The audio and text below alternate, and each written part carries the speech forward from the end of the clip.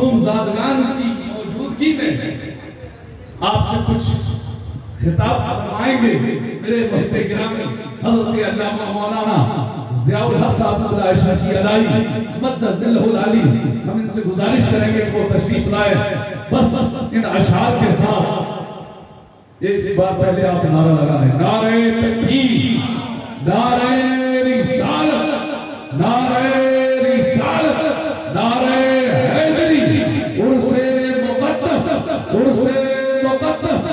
زاہد الاولیاء conference خانواد اشرفیہ صاحب سجادہ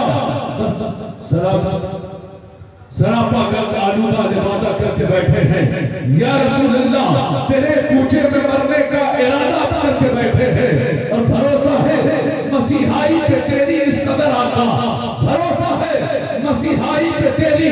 اس قدر آقا ہم اپنے درد کو اب سے زیادہ کر کے بیٹھے ہیں اور دعائیں مانگ لو تو بھی شہ بغداد کے سر سے سنا ہے آج وہ دامن کشادہ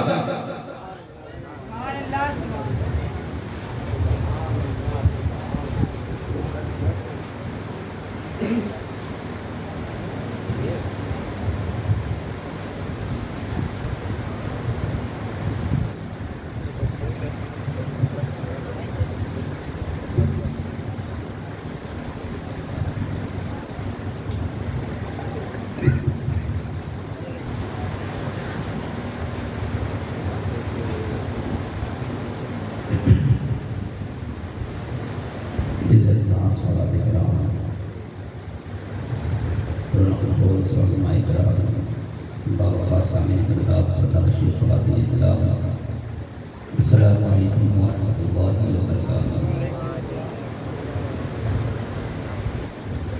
نحمده ونصلي ونسلم على حبيبه الكريم اما بعد فاعوذ بالله من الشيطان الرجيم بسم الله الرحمن الرحيم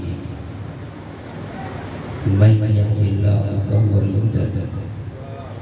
ومن يضلل فلن تجد له وليا مرشدا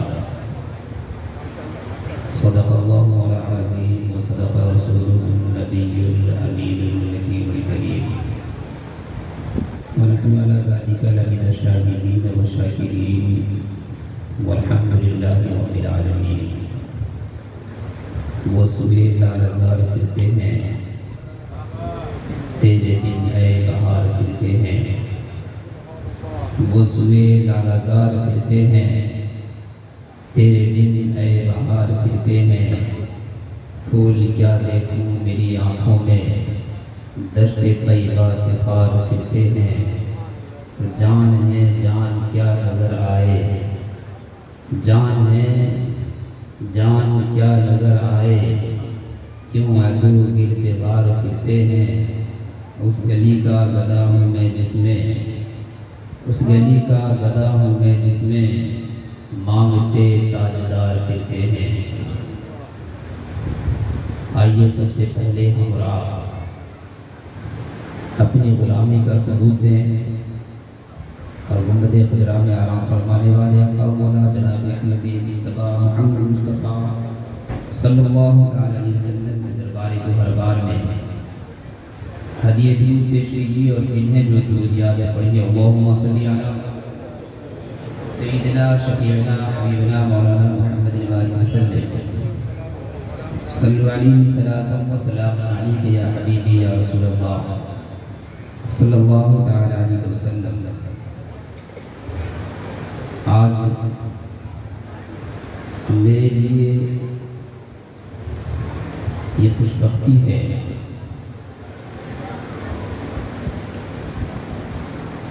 ان سادات کرام کی موجودگی میں میں اپنی اصلاح بنانے کے لیے کھڑا ہو گیا ہوں اور میں سمجھتا ہوں کہ اس وقت اس عرص مقدس اس تقریب میں میری شرکت در حقیقت یہ حضور زاہد میاں صاحب قبلہ جن کے عرص کی تقریب میں ہم شامل ہیں دوران طالب علمی میں پنڈوا شریف کی سرزمین پر جو تھوڑی بہت مجھے خدمت کا شرف حاصل ہوا تھا، آج اس کا نتیجہ مجھے مل رہا ہے۔ ابھی محب گرامی نقیب اہل سنت نے آپ کو بتایا کہ یہ ناچیز بھی دربار حضور اعلیٰ وقت نبی علیہ رحمت و رضوان کا پرورہ ہے۔ پنڈوا شریف کی سرزمین پر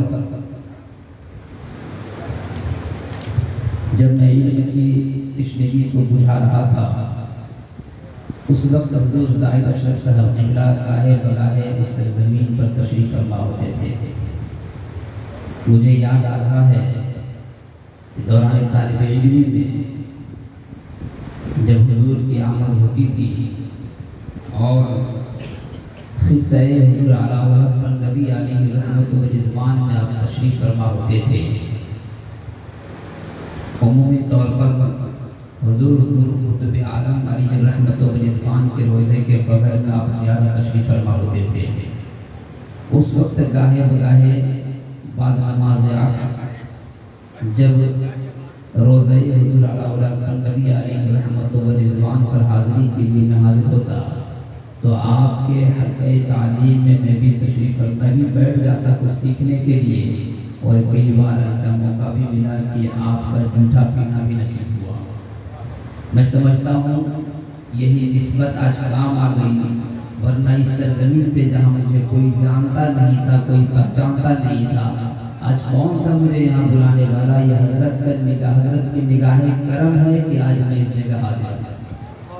میں سمجھتا ہوں کہ حضرت نے جب بلایا ہے تو ہمیں یہی خالی ہاتھ یہاں سے نہیں بھیجیں گے، بلکہ ہماری مرادوں کو پوری کر کے یہاں سے بھیجیں گے۔ قرآن مقدس کی جس آیت کریمہ کی میں نے تلاوت کی، رب تبارک و تعالیٰ انہی اولیاء کاملین کے متعلق فرماتا ہے، من یہدی اللہ فہو المہتد، اللہ جسے راہ دکھائے، جسے ہدایت دے، وہی راہ یافتہ ہے۔ اللہ رب العزت جسے راہ دکھائے وہی راہ یافتہ ہے، جسے ہدایت دے وہی راہ یافتہ ہے۔ وَمَنْ يُضْلِلْ فَلَن تَجِدَ لَهُ وَلِيًّا مُرْشِدًا، اور اللہ جسے گمراہ کر دے، جسے بھٹکا دے، اس کا کوئی راہ دکھانے والا، کوئی حمایتی تو نہیں پائے گا، اس کا کوئی ولی مرشد تو نہیں پائے گا۔ فَلَن تَجِدَ لَهُ وَلِيًّا مُرْشِدًا، تم ہرگز ان کے لیے کوئی ولی مرشد کسے کہتے؟ حضور اعلیٰ حضرت امام عشق و محبت علیہ رحمت و رضوان کنز الایمان اس کا ترجمہ فرماتے ہیں راہ دکھانے والا، حمایتی تم نہیں پاؤ گے۔ الحمدللہ اہل سنت و جماعت فخر سے کہتے ہیں کہ ہمارے درمیان ولی بھی ہیں، مرشد کامل بھی ہیں۔ میرے ملت کے نوجوانوں، کافی دیر سے آپ اس جگہ بیٹھے ہوئے ہیں، موسم نے اپنا مزاج بھی بدلا، لیکن آپ نے ولی کے چوکٹ کو نہیں چھوڑا۔ آپ بیٹھے ہوئے ہیں صبح سے لے کر شام تک، عرس کے ساری تقریبات کا آپ نے کچھ نہ کچھ اس کا حصہ بنا، اور پھر ابھی مغرب سے لے کر یا بعد نماز عشاء سے لے کر اب تک آپ تشریف فرما ہے۔ موسم نے اپنے مزاج میں بدلا، ہوا نے اپنا رخ بدلا، لیکن آپ اسی جگہ جمع کے جمع رہ گئے۔ اس نسبت کا ہمیں کچھ صلہ بھی ملنے والا ہے، ہم جو یہاں بیٹھے ہیں اس کا ہمیں کچھ فائدہ بھی ملنے والا ہے۔ تو سب سے پہلے آپ یہ دل پر نقش کر لیں، یہ بات اپنے دل پر بٹھا لیں کہ کوئی بھی جماعت وہی جماعت حق پر ہے جس جماعت کے اندر ولی کامل ہے۔